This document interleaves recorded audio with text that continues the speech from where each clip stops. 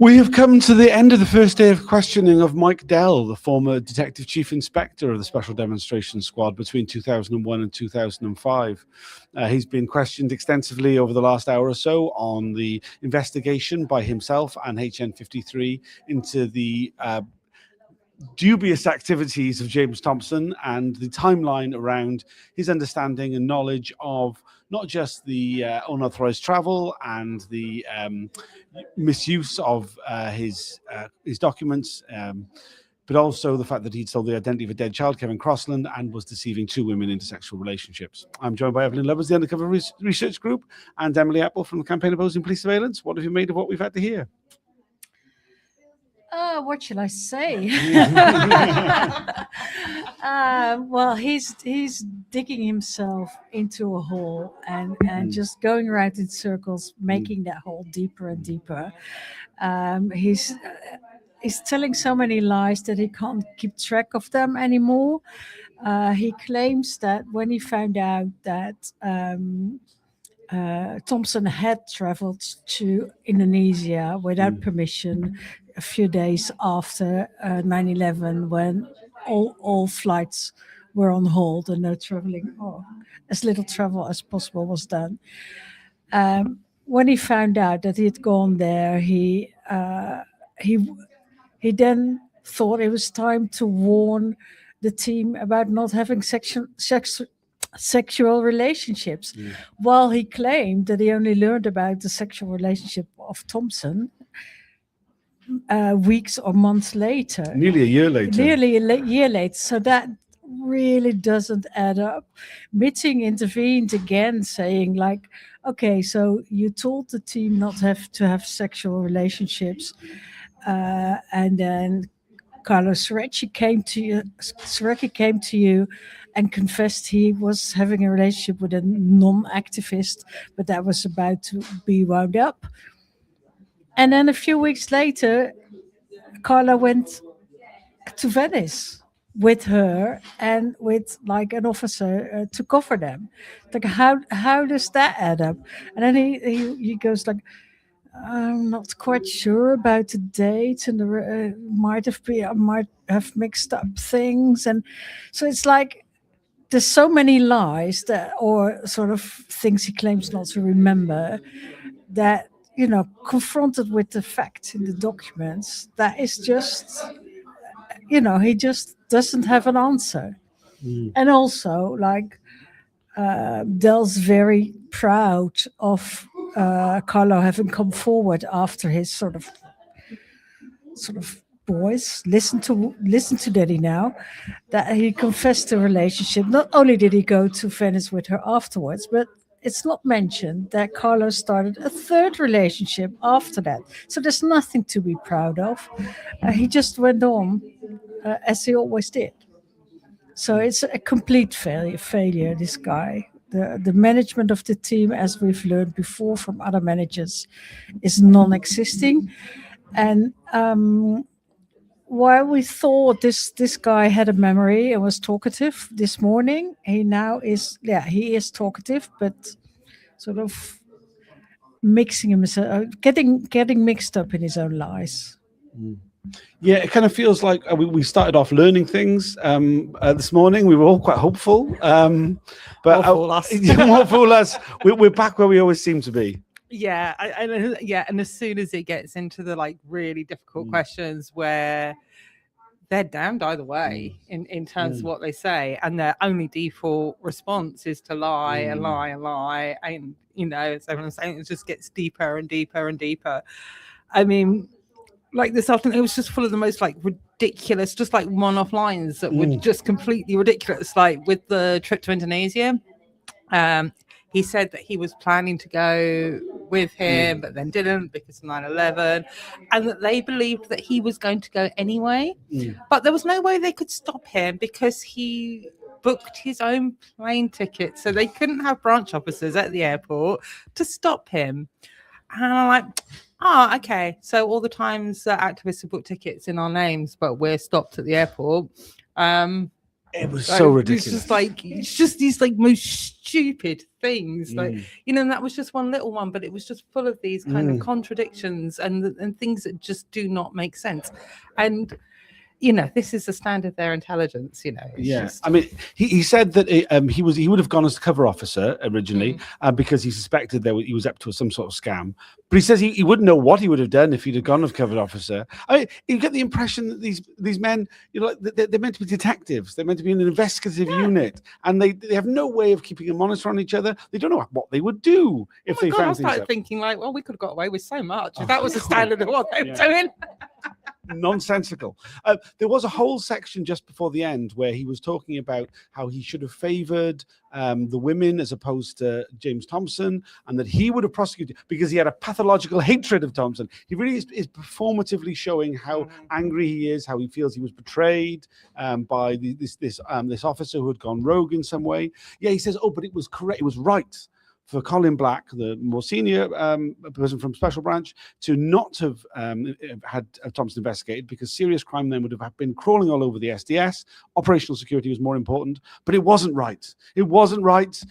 He could have stopped. Angry. He could have prevented the abuse of Ellie, but that's hindsight now, and it's not right. And it's easy for a public servant to look with hindsight now, and it was so much hand washing. It was like, but he was getting very emotional. At a certain point, I thought he was going to cry, or he was so like, and that was in particular to the fact that Thompson had a second passport. He had more, they found out later, but he had a second complete identity in the name of Kevin Crossland, another child that died young.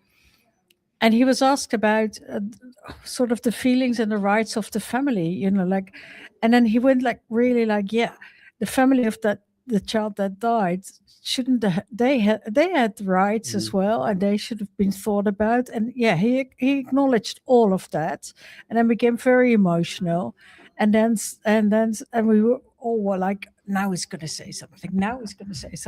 And then in the end, it all came down to operational security again, the golden rule. Like, it's more important to protect the units and to keep it secret than to you know, like the harm done to the families, the harm done to the women. Thompson could have been stopped so much earlier. And also, you know, like Thompson is known for continuing his friendship and relationship with Ellie and Wendy for years and years, until he was like on the doorstep of the inquiry, basically. I mean, it's worth pointing out as well that the whole thing about the Crosslands and the stealing and the identity of Kevin Crossland is that Mike Dell went out of his way to contact the National Crime Agency to prevent them from investigating the stealing of that identity in the case of James Thompson in order to protect operational security. It wasn't just that he was lax, that he was, you know, he went out of his way. He claimed to have no memory of that.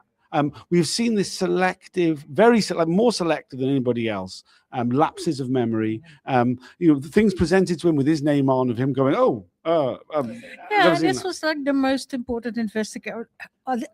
I think this is the only time he actually did something while being a manager. You know, it was a very important investigation. And then he doesn't remember very specific parts of it, which is like, it's total nonsense, of course. And then there's also, you know, like, there's not just that. There's not just a trip to Indonesia. It's also Thompson, who, as we're now made to believe, thought out this entire plot to go buy a gun with animal rights activists. We haven't got to Operation Lime at all yet. I'm guessing that's going to be something that come up tomorrow. I won't go into that. But, you know, there were so many things that were wrong about James Thompson, and he could have been stopped so much earlier. And I mean, it's the thing with Thompson. It feels very much like something where, like I said, very performative from Dell. It's something where he feels it's something that he got right because he was part of this investigation with HN 53. But I mean, it's very telling that 53 might know more than me. 53 has got a memory like a filing cabinet. Promising. That one.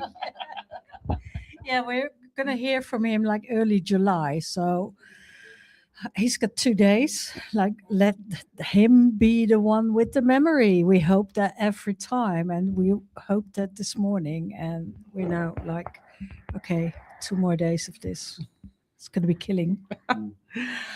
Yeah, I think it'll be interesting. I think in some ways, Dell's kind of inadvertently set up HM53 with these lies, and I don't think he's doing it on purpose because he's kind of gone out of his way to protect him throughout. But given all the memory lapses and stuff like that, for the officer with the filing cabinet memory to then come in and keep going, I can't recall that. Oh, I've never seen that. Oh, I can't recall that. It's going to be interesting. I mean, I think he's done the same thing to Stephen Beales, who was coming in on Thursday. He talks about how good Beales was, how and we'll all get to see how good. Which, I mean, he also says he's not been in contact with any of his former colleagues. Yeah, I mean, I don't believe that for a moment, but you know, he seems kind of he's very sure that they'll have all the answers that the inquiry is asking of. Well, it's once again the passing of the buckets. You know, like it's either the buck. I think, you know, I've posted like the green vomiting emoji, like the buckets passing the buck. Like it's either upwards or downwards or sideways or whatever, but it's never just them. Anyway. No, yeah, sort of. It was not me. It was not me. It was not me. It's like, oh, it's such a. But I think we have to also count our blessings. Like he has acknowledged for a few times today that he had failed and that he was a failure. The management of the unit by him was a failure. So, you know, that we've got that. Yeah, but it's not much of a legacy, is it? Like having to come back at whatever age he is and just admit that everything you did was a complete failure.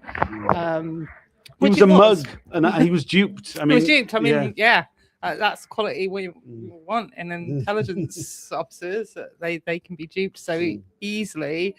For all these poor gullible managers who obviously, and that excellent team that he was managing. I think exceptional. Exceptionally good.